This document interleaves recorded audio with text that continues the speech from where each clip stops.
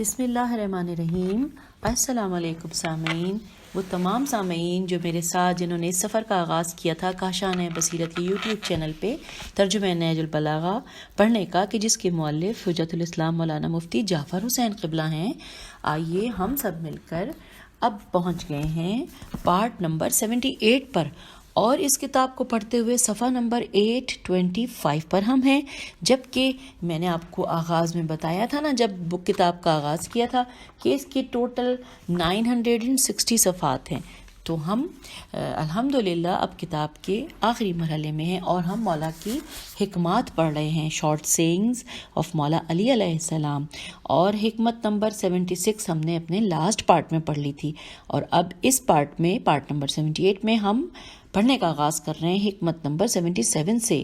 لکھا ہے کہ جب زرار ابن زمرت زواد میم رے اور گول تا زبائی زواد بے الف حمزہ چھوٹی ہے، تو دوبارہ پڑھتی ہوں کہ جب زرار ابن زمرت زبائی معاویہ کے پاس گئے اور معاویہ نے امیر المومنین علیہ السلام کے متعلق ان سے سوال کیا، تو انہوں نے کہا کہ میں اس امر کی شہادت دیتا ہوں کہ میں نے بعض موقعوں پر آپ کو دیکھا جبکہ رات اپنے دامن ظلمت کو پھیلا چکی تھی، تو آپ محراب عبادت میں ایستادہ ریش مبارک کو ہاتھوں میں پکڑے ہوئے مار گزیدہ کی طرح تڑپ رہے تھے اور غم رسیدہ کی طرح رو رہے تھے اور کہہ رہے تھے کہ اے دنیا دور ہو مجھ سے، کیا میرے سامنے اپنے کو لاتی ہے سوالیہ نشان، یا میری دلدادہ و فریفتہ بن کر آئی ہے، پیج نمبر 826 آئی ہے، تیرا وہ وقت نہ آئے کہ تو مجھے فریب دے سکے، بھلا یہ کیوں کر ہو سکتا ہے،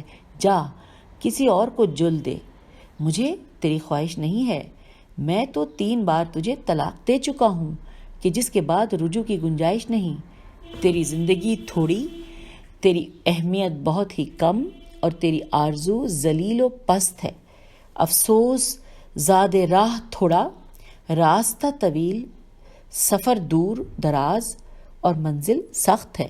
یہاں پر یہ حکمت اختتام کو پہنچی۔ اس کے بارے میں لکھا ہے کہ کتاب میں کہ اس روایت کا تتمہ، یعنی تے اور تے پہ تشدید ہے، تتمہ یہ ہے کہ جب معاویہ نے زرار کی زبان سے یہ واقعہ سنا تو اس کی آنکھیں اشکبار ہو گئیں اور کہنے لگا کہ خدا ابو الحسن پر رحم کرے، وہ واقعتاً ایسے ہی تھے۔ پھر زرار سے مخاطب ہو کر کہا کہ اے زرار، ان کی مفارقت میں تمہارے رنج و اندوہ کی کیا حالت ہے؟ زرار نے کہا کہ بس یہ سمجھ لو کہ میرا غم اتنا ہی ہے جتنا اس ماں کا ہوتا ہے کہ جس کی گود میں اس کا اکلوتا بچہ ذبح کر دیا جائے۔ اب ہم پڑھنے جا رہے ہیں حکمت نمبر 78، کیونکہ حکمت نمبر 77 ہماری مکمل ہو گئی ہے۔ آئیے ہم مل کر پڑھتے ہیں، دیکھتے ہیں کہ مولا کیا فرما رہے ہیں۔ مولا کا ارشاد بھی ہے اس میں، لیکن ہم اس کو پہلے پڑھنے کا آغاز کرتے ہیں کہ ایک شخص نے امیر المومنین علیہ السلام سے سوال کیا کہ کیا ہمارا اہل شام سے لڑنے کے لیے جانا قضاء و قدر سے تھا؟ سوالیہ نشان۔ تو آپ نے ایک طویل جواب دیا جس کا ایک منتخب حصہ یہ ہے۔ مولا فرماتے ہیں خدا تم پر رحم کرے، شاید تم نے حتمی و لازمی قضاء و قدر سمجھ لیا ہے۔ اب بریکٹ میں لکھا ہے کہ جس کے انجام دینے پر ہم مجبور ہیں، بریکٹ کلوز۔ اگر ایسا ہوتا تو پھر نہ ثواب کا کوئی سوال پیدا ہوتا، نہ عذاب کا، نہ وعدے کے کچھ معنی رہتے، نہ وعید کے۔ خداوند عالم نے تو بندوں کو خود بختار بنا کر معمور کیا ہے اور عذاب سے ڈراتے ہوئے نہیں کی ہے، نون ہے چھوٹی ہے۔ اس نے سہل و آسان تکلیف دی ہے اور دشواریوں سے بچائے رکھا ہے۔ وہ تھوڑے کیے پر زیادہ اجر دیتا ہے۔ اس کی نافرمانی اس لیے نہیں ہوتی کہ وہ دب گیا ہے، اور نہ اس کی اطاعت اس لیے کی جاتی ہے کہ اس نے مجبور کر رکھا ہے۔ اس نے پیغمبروں کو بطور تفریح نہیں بھیجا اور بندوں کے لیے کتابیں بے فائدہ نہیں اتاری ہیں، اور نہ آسمان و زمین اور جو کچھ ان دونوں کے درمیان ہے ان سب کو بیکار پیدا کیا ہے۔ یہ تو ان لوگوں کا خیال ہے جنہوں نے کفر اختیار کیا، تو افسوس ہے ان پر جنہوں نے کفر اختیار کیا۔ آتش جہنم کے عذاب سے۔ یہاں پر یہ حکمت 78 مولا کے الفاظ مکمل ہوئے اور ہم پیج 827 پہ ہیں، اور اس کے بارے میں چند لائنیں اس کتاب میں لکھی ہیں کہ اس روایت کا تتمہ یہ ہے کہ پھر اس شخص نے کہا کہ وہ کون سی قضاء و قدر تھی جس کی وجہ سے ہمیں جانا پڑا؟ تو آپ نے کہا کہ قضاء کے معنی حکم باری کے ہیں، جیسا کہ اس کا ارشاد ہے۔ ترجمہ کہ اور تمہارے پروردگار نے تو حکم دے دیا ہے کہ اس کے سوا کسی کی پرستش نہ کرنا۔ ترجمہ ختم۔ اور اس کے آگے لکھا ہے کہ یہاں پر قاف زوات چھوٹی بمانی امر ہے۔ آئیے اب ہم آگے کا سفر طے کرتے ہیں، یعنی کہ حکمت نمبر 79 پڑھتے ہیں۔ لکھا ہے کہ حکمت کی بات جہاں کہیں ہو اسے حاصل کرو، کیونکہ حکمت منافق کے سینے میں بھی ہوتی ہے، لیکن جب تک اس کی زبان سے نکل کر مومن کے سینے میں پہنچ کر دوسری حکمتوں کے ساتھ بہل نہیں جاتی، تڑپتی رہتی ہے۔ یہاں پر یہ حکمت ختم ہو گئی۔ آگے حکمت نمبر 80 مولا کا ارشاد کہ حکمت مومن ہی کی گمشدہ چیز ہے، اسے حاصل کرو اگرچہ منافق سے لینا پڑے۔ آئیے آگے چلتے ہیں۔ حکمت 81 میں لکھا ہے کہ ہر شخص کی قیمت وہ ہنر ہے جو اس شخص میں ہے۔ اس کے نیچے لکھا ہے کہ سید رضوی فرماتے ہیں کہ یہ ایک ایسا انمول جملہ ہے کہ نہ کوئی حکیمانہ بات اس کے ہم وزن ہو سکتی ہے اور نہ کوئی جملہ اس کا ہم پایا ہو سکتا ہے۔ اب ہم آ گئے ہیں پیج نمبر 828 پر، اور حکمت نمبر 81 کے بارے میں یہاں کچھ تفصیلات ہیں، آئیے مل کر پڑھتے ہیں۔ لکھا ہے انسان کی حقیقی قیمت اس کا جوہر عمل و کمال ہے، وہ علم و کمال کی جس بلندی پر فائز ہوگا اسی کے مطابق اس کی قدر و منزلت ہوگی۔ چنانچہ جوہر شناس نگاہیں شکل و صورت، بلندی، قد و قامت اور ظاہری جاہ و حشمت کو نہیں دیکھتی، بلکہ انسان کے ہنر کو دیکھتی ہیں اور اسی ہنر کے لحاظ سے اس کی قیمت ٹھہراتی ہیں۔ مقصد یہ ہے کہ انسان کو اکتساب الف کاف تے سین الف بے، اکتساب فضائل و تحصیل علم و دانش میں جد و جہد کرنا چاہیے۔ اس کے بعد پھر ایک مصرع مشکل ہے میرے لیے پڑھنا کیونکہ فارسی ہے، لیکن پڑھوں گی ضرور کہ زآں کے ہر کس را بقدر دانش او قیمت است۔ یہاں پہ یہ مکمل ہوا۔ اب ہم حکمت نمبر 82 کی طرف آگے ہیں۔ لکھا ہے کہ تمہیں ایسی 5 باتوں کی ہدایت کی جاتی ہے کہ اگر انہیں حاصل کرنے کے لیے اونٹوں کو ایڑ لگا کر تیز ہنکاؤ تو وہ اسی قابل ہوں گی۔ تم میں سے کوئی شخص اللہ کے سوا کسی سے آس نہ لگائے اور اس کے گناہ کے علاوہ کسی شے سے خوف نہ کھائے، اور اگر تم میں سے کسی سے کوئی ایسی بات پوچھی جائے کہ جسے وہ نہ جانتا ہو تو یہ کہنے میں نہ شرمائے کہ میں نہیں جانتا، اور اگر کوئی شخص کسی بات کو نہیں جانتا تو اس کے سیکھنے میں شرمائے نہیں، اور صبر و شکیبائی اختیار کرو، کیونکہ صبر کو ایمان سے وہی نسبت ہے جو سر کو بدن سے ہوتی ہے۔ اگر سر نہ ہو تو بدن بیکار ہے، یوں ہی ایمان کے ساتھ صبر نہ ہو تو ایمان میں کوئی خوبی نہیں۔ یہاں پر حکمت کے آخر میں فارسی میں لکھا ہے ہر کرا صبر نیست ایمان نیست۔ اور آئیے اب حکمت نمبر 53 پڑھتے ہیں۔ مولا کا ارشاد کہ ایک شخص نے آپ کی بہت زیادہ تعریف کی، حالانکہ وہ آپ سے عقیدت و ارادت نہ رکھتا تھا، تو آپ نے فرمایا کہ جو تمہاری زبان پر ہے میں اس سے کم ہوں، اور جو تمہارے دل میں ہے میں اس سے زیادہ ہوں۔ اب ہم آ گئے ہیں پیج 829 پہ اور حکمت نمبر 84 کو پڑھنے جا رہے ہیں، جہاں لکھا ہے کہ تلوار سے بچے کچھ لوگ زیادہ باقی رہتے ہیں اور ان کی نسل زیادہ ہوتی ہے۔ یہاں پر یہ حکمت مکمل ہو گئی۔ اب ہم حکمت 85 پڑھیں گے۔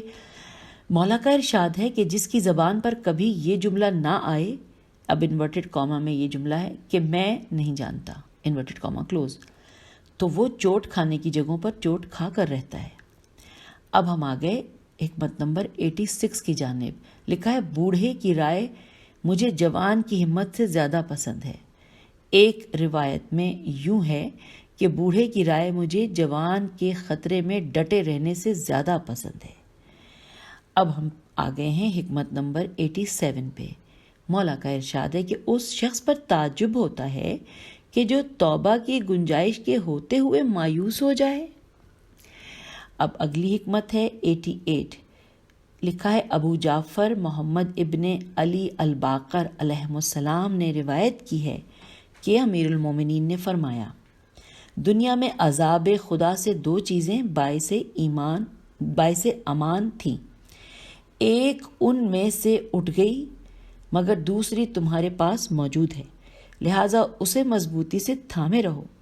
وہ امان جو اٹھا لی گئی وہ رسول اللہ صلی اللہ علیہ وآلہ وسلم تھے، اور وہ امان جو باقی ہے وہ توبہ و استغفار ہے، جیسا کہ اللہ نے فرمایا انورٹڈ کاما، اللہ ان لوگوں پر عذاب نہیں کرے گا جب تک تم ان میں موجود ہو، انورٹڈ کاما کلوز۔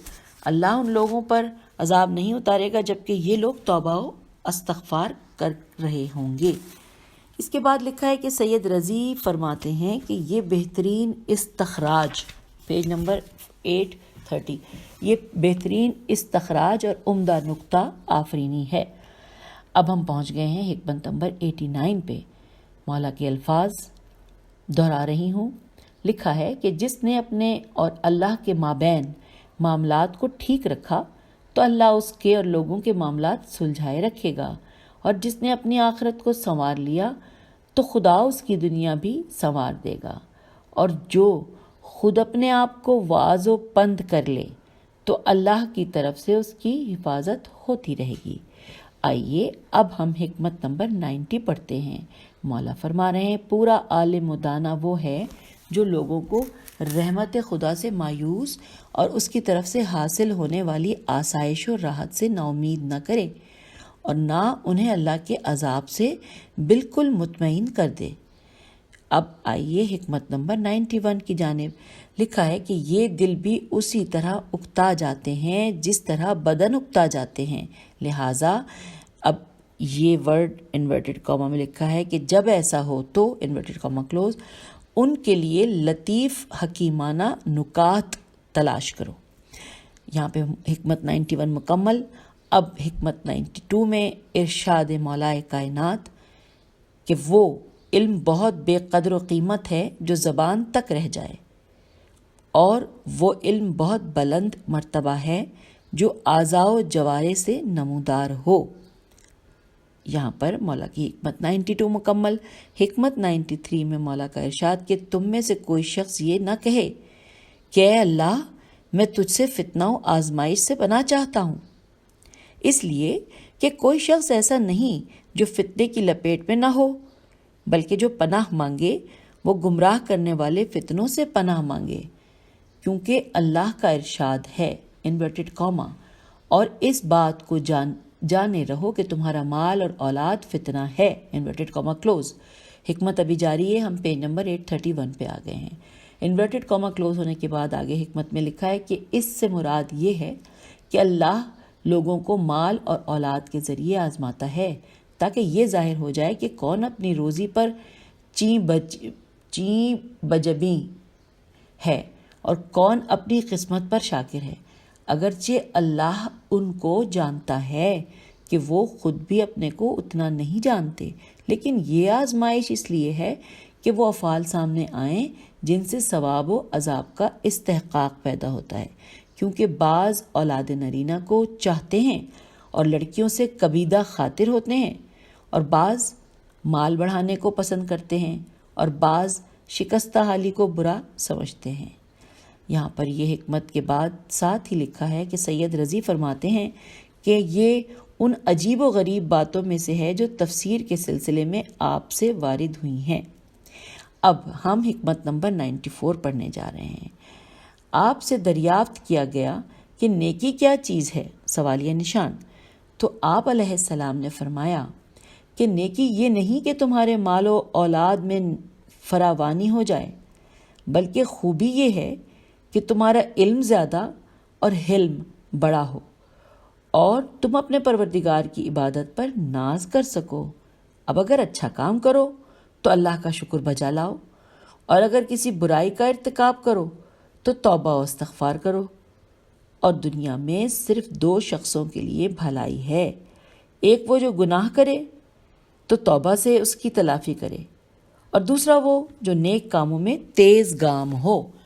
تو یوں حکمت نمبر 94 بھی ہم نے پڑھ لی، اور اب ہم اپنا سفر طے کرتے ہوئے پیج نمبر 832 پہ آ گئے ہیں۔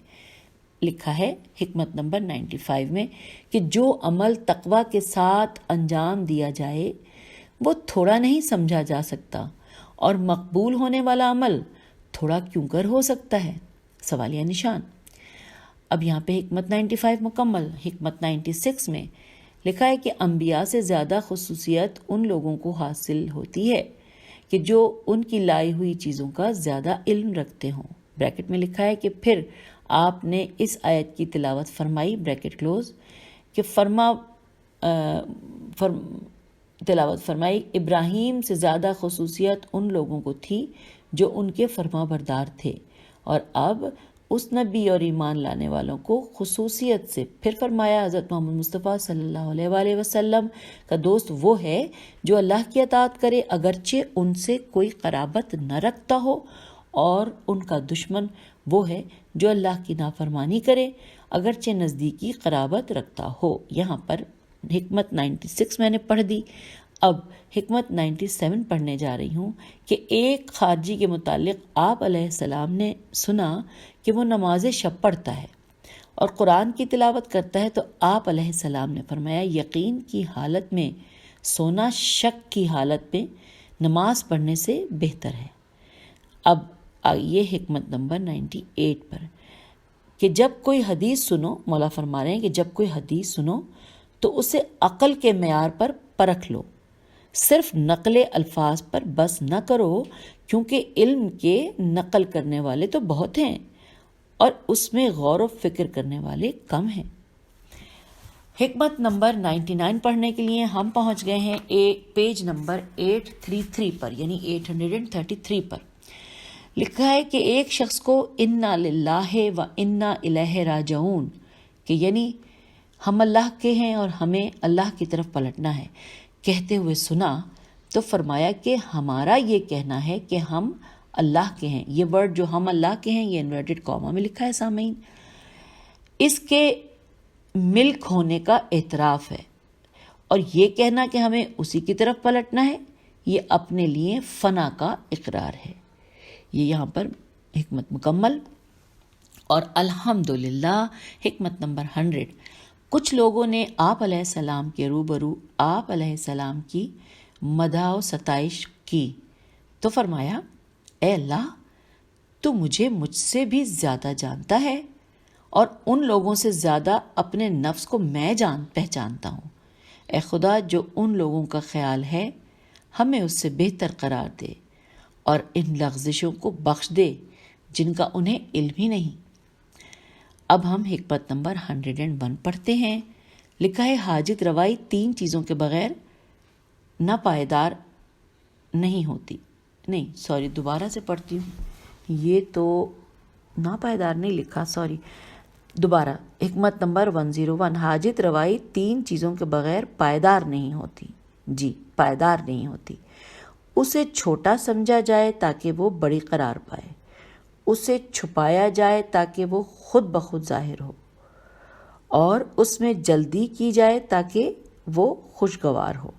یہ حکمت 101 مکمل ہوئی۔ حکمت 102 کو پڑھتے ہیں۔ لکھا ہے لوگوں پر ایک ایسا زمانہ بھی آئے گا جس میں وہی بارگاہوں میں مقرب ہوگا جو لوگوں کے عیوب بیان کرنے والا ہو، اور وہی خوش مذاق سمجھا جائے گا جو فاسق و فاجر ہو، اور انصاف پسند کو کمزور و ناتواں سمجھا جائے گا۔ صدقے کو لوگ خسارہ اور صلہ رحمی کو احسان سمجھیں گے، اور عبادت لوگوں پر تفوق جتلانے کے لیے ہوگی۔ ایسے زمانے میں حکومت کا دار و مدار عورتوں کے مشورے، نوخیز لڑکوں کی کار فرمائی، اور خواجہ سراؤں کی تدبیر و رائے پر ہوگا۔ یہ ہم آ گئے ہیں اب پیج نمبر 834 پر، اور حکمت نمبر 102 مکمل ہو گئی۔ حکمت نمبر 103 پڑھتے ہیں۔ لکھا ہے آپ کے جسم پر ایک بوسیدہ اور پیوند دار جامہ دیکھا گیا، تو آپ سے اس کے بارے میں کہا گیا۔ آپ علیہ السلام نے فرمایا کہ اس سے دل متواضع اور نفس رام ہوتا ہے، اور مومن اس کی تاسی کرتے ہیں۔ دنیا اور آخرت آپس میں دو ناسازگار دشمن ہیں اور دو جدا جدا راستے ہیں، چنانچہ جو دنیا کو چاہے گا اور اس سے دل لگائے گا وہ آخرت سے بیر اور دشمنی رکھے گا۔ وہ دونوں بمنزلہ مشرق و مغرب کے ہیں، اور ان دونوں سمتوں کے درمیان چلنے والا جب بھی ایک سے قریب ہوگا تو دوسرے سے دور ہونا پڑے گا۔ پھر ان دونوں کا رشتہ ایسا ہی ہے جیسا دو سوتوں کا ہوتا ہے۔ یہاں پر حکمت نمبر 103 ختم ہوئی۔ آئیے اب پڑھتے ہیں حکمت نمبر 104۔ لکھا ہے نوف، نون وافے اور بریکٹ میں لکھا ہے ابن فضالہ۔ لکھا ہے کہ نوف بکالی کہتے ہیں کہ میں نے ایک شب امیر المومنین علیہ السلام کو دیکھا کہ وہ فرش خواب سے اٹھے، ایک نظر ستاروں پر ڈالی اور پھر فرمایا اے نوف سوتے ہو یا جاگ رہے ہو؟ سوالیہ نشان۔ میں نے کہا کہ یا امیر المومنین جاگ رہا ہوں۔ فرمایا اے نوف خوشا نصیب ان کے کہ جنہوں نے دنیا میں زہد اختیار کیا اور ہمتاً آخرت کی طرف متوجہ رہے۔ یہ وہ لوگ ہیں جنہوں نے زمین کو فرش، مٹی کو بستر اور پانی کو شربت خوشگوار قرار دیا، قرآن کو سینے سے لگایا اور دعا کو سپر بنایا، پھر حضرت مسیح کی طرح دامن جھاڑ کر دنیا سے الگ تھلگ ہو گئے۔ پیج 838۔ آگے لکھا ہے کہ اے نوف داؤد علیہ السلام رات کے ایسے ہی حصے میں اٹھے اور فرمایا کہ یہ وہ گھڑی ہے کہ جس میں بندہ جو بھی دعا مانگے مستجاب ہوگی، سوا اس شخص کے کہ جو سرکاری ٹیکس وصول کرنے والا یا لوگوں کی برائیاں کرنے والا یا کسی ظالم حکومت کی پولیس میں ہو یا سارنگی یا ڈھول تاشا بجانے والا ہو۔ اس کے آگے لکھا ہے کہ سید رضی کہتے ہیں کہ قرطبہ کے معنی سارنگی اور کوبا کاف و بے ہے کے معنی ڈھول کے ہیں، اور ایک قول یہ ہے کہ ارتبہ عین رے توئے بے ہے کے معنی ڈھول اور کوبا کے معنی تنبور کے ہیں۔ اچھا، یہاں پر یہ حکمت ختم ہو گئی، اور اب ہم پڑھیں گے حکمت نمبر 105۔ اللہ نے چند فرائض تم پر عائد کیے ہیں، انہیں ضائع نہ کرو، اور تمہارے حدود کار مقرر کر دیے ہیں، ان سے تجاوز نہ کرو۔ اس نے چند چیزوں سے تمہیں منع کیا ہے، اس کی خلاف ورزی نہ کرو، اور جن چند چیزوں کا اس نے حکم بیان کیا ہے انہیں بھولے سے نہیں چھوڑ دیا، لہٰذا خواہ مخواہ انہیں جاننے کی کوشش نہ کرو۔ یہاں پر حکمت نمبر 105 مکمل، اور اب ہم پڑھنے جا رہے ہیں حکمت نمبر 106۔ مولا کا کلام کہ جو لوگ اپنی دنیا سنوارنے کے لیے دین سے ہاتھ اٹھا لیتے ہیں تو خدا اس دنیاوی فائدے سے کہیں زیادہ ان کے لیے نقصان کی صورتیں پیدا کر دیتا ہے۔ اگلی حکمت ہے 107۔ مولا فرما رہے ہیں کہ بہت سے پڑھے لکھوں کو دین سے بے خبری تباہ کر دیتی ہے۔ پیج 836۔ بے خبری تباہ کر دیتی ہے، اور جو علم ان کے پاس ہوتا ہے انہیں ذرا بھی فائدہ نہیں پہنچاتا۔ آئیے اب اگلی حکمت کو پڑھتے ہیں۔ لکھا ہے حکمت نمبر 108 کہ اس انسان سے بھی زیادہ عجیب وہ گوشت کا ایک لوتھڑا ہے جو اس کی ایک رگ کے ساتھ آویزاں کر دیا گیا ہے، اور وہ دل ہے جس میں حکمت و دانائی کے ذخیرے ہیں، اور اس کے برخلاف بھی صفتیں پائی جاتی ہیں۔ اگر اسے امید کی جھلک نظر آتی ہے تو طمع اسے ذلت میں مبتلا کرتی ہے، اور اگر طمع ابھرتی ہے تو اسے حرص تباہ و برباد کر دیتی ہے۔ اگر نا امیدی اس پر چھا جاتی ہے تو حسرت و اندوہ اس کے لیے جان لیوا بن جاتے ہیں، اور اگر غضب اس پر طاری ہوتا ہے تو غم و غصہ شدت اختیار کر لیتا ہے، اور اگر خوش و خوشنود ہوتا ہے تو حفظ ما تقدم کو بھول جاتا ہے، اور اگر اچانک اس پر خوف طاری ہوتا ہے تو فکر و اندیشہ دوسری قسم کے تصورات سے اسے روک دیتا ہے۔ اگر امن و امان کا دورہ ہوتا ہے تو غفلت اس پر قبضہ کر لیتی ہے، اور اگر مال و دولت حاصل کر لیتا ہے تو دولت مندی اسے سرکش بنا دیتی ہے، اور اگر اس پر کوئی مصیبت پڑتی ہے تو بے تابی و بے قراری اسے رسوا کر دیتی ہے، اور اگر فقر و فاقے کی تکلیف میں مبتلا ہو تو مصیبت و ابتلا اسے جکڑ لیتی ہے، اور اگر بھوک اس پر غلبہ کرتی ہے تو ناتوانی اسے اٹھنے نہیں دیتی، اور اگر شکم پوری بڑھ جاتی ہے تو یہ شکم پوری اس کے لیے کرب و اذیت کا باعث ہوتی ہے۔ ہر کوتاہی اس کے لیے نقصان رساں اور حد سے زیادتی اس کے لیے تباہ کن ہوتی ہے۔